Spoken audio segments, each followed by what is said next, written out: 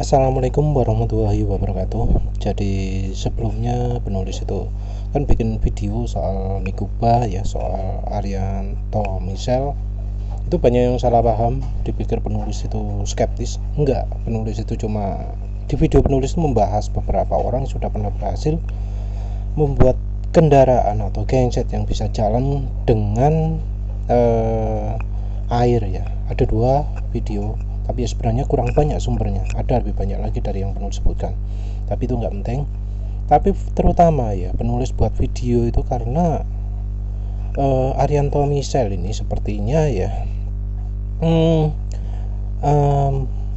akan berencana membuat paten ya dari alat yang sebelumnya sudah pernah dipatenkan. Jadi alat yang sebenarnya sudah diperkenalkan orang lain terlebih dahulu, dan itu orang Indonesia. Ini contohnya adalah Joko Energi yang alatnya adalah kalau sama Arianto Misel disebut Nikuba, padahal dari patennya sendiri ya ini disebutkan reaktor dan reservoir diletakkan secara vertikal, kompak, berdampingan, menempel satu sama lain, saling berhubungan. Yang paten kedua, reaktor dan reservoir diletakkan secara horizontal, kompak, berdampingan, menempel satu sama lain dan saling berhubungan. Yang berhubungan dengan Nikuba ini adalah paten yang nomor 2 ini, karena gambarnya kan reaktor dan reservoir horizontal, kompak, berdampingan, menempel satu sama lain. Itu sudah termasuk di paten kedua ini. Kalau ada yang ngomong bahwa ya Pak Joko Energi ini pasrah ya, karena ya backingannya Arianto Misel TNI ya, jelas kalah kalau mau adu di pengadilan ya wis pasrah lah dia. Penulis ya sebenarnya nggak terlalu nggak terlalu cuma khawatir lah kalau Arianto Misel ini membuat paten ya. Yang kemudian penulis jadi ingin membahas ini adalah ini ungkapan dari video ini dari kanal Koela ini yang kata gitu ini, moga-moga bisa didengar. Produk dari riset Pak Arianto selama 6 tahun. Padahal karya saya semua itu 120 karya. Kenapa ini kok dengan alat sekecil ini, gas sekecil ini bisa menghidupkan motor? Kenapa Aki nggak tekor? Rahasia saya, bro. Nah, ini sangat memang di luar nalar. Motor sampai bisa bunyi, bisa jalan ini di luar nalar. Itu semua ada rahasia-rahasia. Pelat aja nih, stainlessnya itu ada hitungannya. Ada hitungannya. Nggak langsung tempel, diisi air, kasih katalis jadi hidrogen. Nah Pak, 4 katalis itu mereka yang tahu. tapi Bapak belum berani memproduksi secara massal. Oh enggak, karena ini patennya lagi saya lagi berjalan, betul. Ini saya tetap memproduksi sendiri. Itu nanti kan akan diadakan keagenannya, menunjuk maupun ke perbengkelan akan ditunjuk. Ada ininya ya Pak, ada ini udah montirnya, maksudnya apa iya, sih? Betul. Nanti montir-montirnya itu ada nanti. Jadi yang ditunjuk. Ini nggak sembarangan. Nanti untuk montirnya pun juga harus bersertifikat. Itu dari Dishub yang saya lihat. Itu nanti diusahakan sama perusahaan. Nah, motor Ada dua hal yang penulis fokuskan, yaitu dari sisi ilmunya ya, masang plat itu ada gapsnya tertentu, terus ini mau dipatenkan. Kalau sudah dipatenkan nanti yang buat adalah khusus, ada sertifikasi macam-macam ya. Terus katanya hal yang mustahil. Kalau yang beneran nonton video penulis pasti tahu bahwa ya alat gini nggak mustahil, bikin kendaraan jalan nggak mustahil, bikin genset bisa jalan nggak mustahil, gensetnya 24 jam akinya nggak tekor, itu sudah ada contohnya. Jadi bagi penulis nggak mustahil. Jadi kalau ngomong itu kan baru, itu berarti nggak nonton videonya penulis, kelihatan jelas. Nah ini yang soal gaps ini loh, sebenarnya itu sudah cukup banyak ya. Contoh-contohnya mencari yang paling ideal gitu ya, mencari gap ini 2,5 sampai 5 millimeter gap, itu sudah ada yang meneliti. Ini bahkan meneliti khusus 17 grafik spacing 1 sampai 5. Ini diteliti satu-satu, ada yang sudah melakukan itu.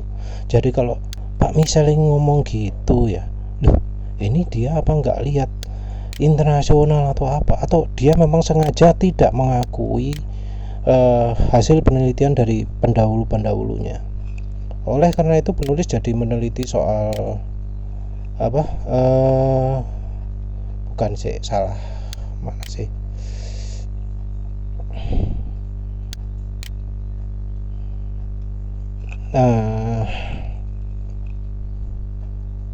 pokoknya sabut kelapa ya, sabut kelapa dulu. Jadi Pak Arianto Misal ini penemu sabut kelapa kan, apa namanya, rompi anti peluru sabut kelapa Arianto Misal.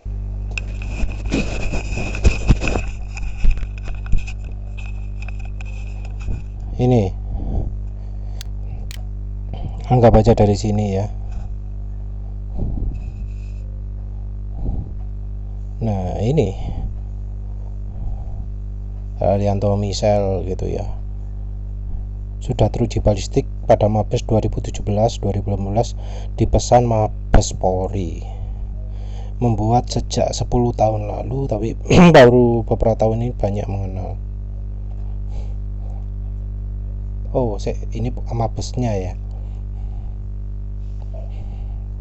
Mabes Polri. Ini katanya buatan Arianto Misal. Ini gambarnya gak cocok ya, rompi anti peluru, tapi kok penulis nemu gini. Ini 2016, ini 2014, ini 2014 rompi anti peluru bikinan pelajar SMA 3 Semarang 2014, sekarang 2022. Ini perang-perangan inspirasi untuk membuat rompi anti peluru. Beratnya bisa 8 kg, rompi yang mereka ciptakan cuma 3 kg. Materialnya serabut kelapa. Ini sudah pernah membawa hasil penelitian ke Second International Science Project Olympiad 2014. Step resistant ballistic vest made from coconut fiber, meraih medali perak. Nggak ada sebutan nama Arianto Misal di sini. Kalau misalnya gitu, Arianto Misal bisa menuntut ini, kalau dia menemukan dulu. Tapi ini enggak, ini diatributkan ke kedua orang tersebut. Ini cukup kuat. Penelitian butuh 6 bulan. Bahan utamanya fiberglass dan lem. Perlu diciptakan lempengan murah, singkat, sehari. Satu lempeng butuh 800.000 dibanding yang konvensional 2 juta. Mengujinya juga pakai senjata betulan, senjata peluru terpantul. Butuh prototipe macam-macam. Ini waktu pengembangannya ya. Ini mana tadi? Ini sama ya dengan pada di. Nah, yang ini yang lebih baru ya. Mana? Oh, yang ini. Mana wis? Salah. Yang ini ya. Ini 2 SMA telah diuji. Ini hasil pengujiannya. Fiberglass, polyester rosin,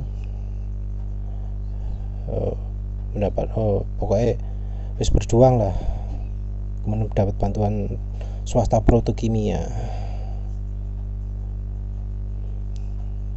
Ini jadi kerjasama dengan polisi, Polri Perbakin, peluru M1911 kaliber 0,5 inci 3 meter terpental. Ini jadi sudah sama pengujian polisi, penelitian Polri juga ya. Ini juga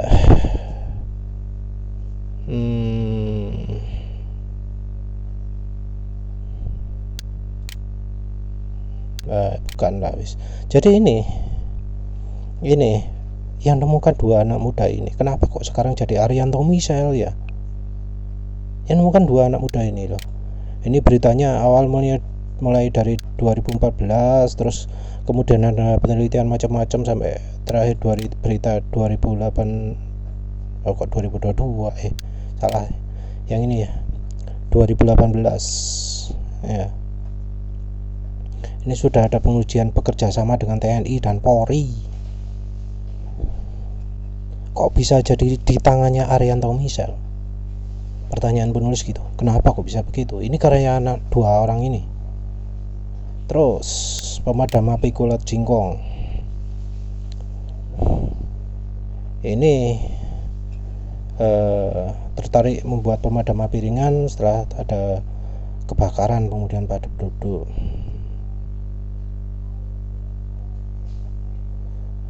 Mencari arpar berbahan organik. Belum sepenuhnya menyadari potasium sitrat efektif. Awalnya membuat produk tahan karat rantai sepeda motor. Bahan yang salah dibuang ke sampah, tempat pembakarannya padam. Baru sadar potasium sitrat bisa memadamkan api. Terus nemu dari bahan umbi-umbian. Coba campur nitrogen, tekan 11-12, dahsyat dari arpar berbahan balon. Ini berita kapan ini? 2003. Pertama kali dibuat 2003. Ini katanya sudah dijual di Jepang juga. Tapi penulis coba cari info, nemu ada penelitian ini ya. Dia neliti tugas akhir buat pemadam kebakaran api singkong. Penulis kok nemunya nama Randall Harto Laksono. Kaget penulis, kok bukan Arianto Michelle tapi Randall Harto Laksono. Mengapa kok namanya yang itu? Terus penulis cari, loh ini kok penemu formula kimia pemadam api ramah lingkungan tahun 2012. Beritanya kecil-kecil. Terus penulis selidiki lagi, nemu di sini website Japan Advanced Institute of Science and Technology (JP), lembaga resmi di Jepang. Ragam pustaka para penemu dari Indonesia. Randall Harto Laksono, penemu formula kimia pemadam api ramah lingkungan.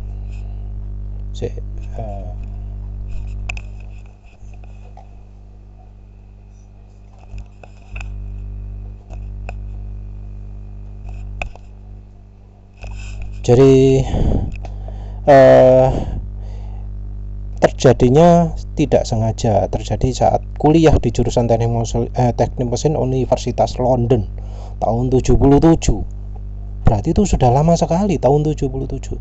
Ketika meneliti saripati kulit jingkong jadi bahan pelumas engsel robot, ia tidak sengaja menumpahkan bahan itu di atas nyala api padam. Randall takjub. Lalu di bawah bimbingan Profesor Evans, ia meneliti keampuhan kulit jingkong.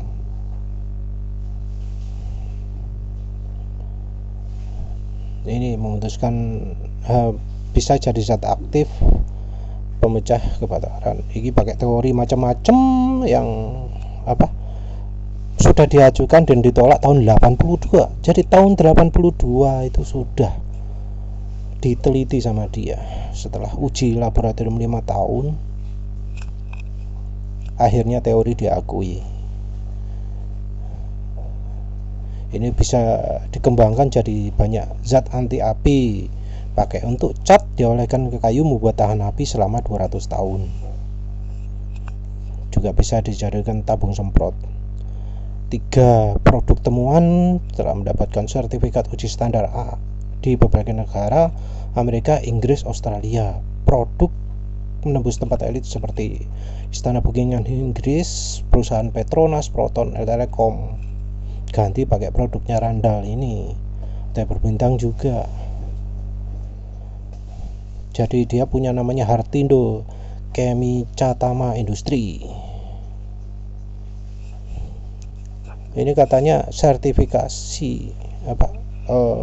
ujinya baru ditemukan 83, baru lulus di Amerika tahun 2000. Jadi tahun 2000 Randall Harto Laksono ini sudah menemukan bahwa kulit singkong bisa jadi pemadam api. Tapi entah mengapa kok jadi punya Arianto Misel. Mengapa nama Randall Harto Laksono ini nggak disebut lagi? Ini dia sudah punya produk internasional, kena di istana Buckingham Inggris juga. Mengapa sekarang nggak disebut? Nah, yang nggak menghormati penemu itu siapa?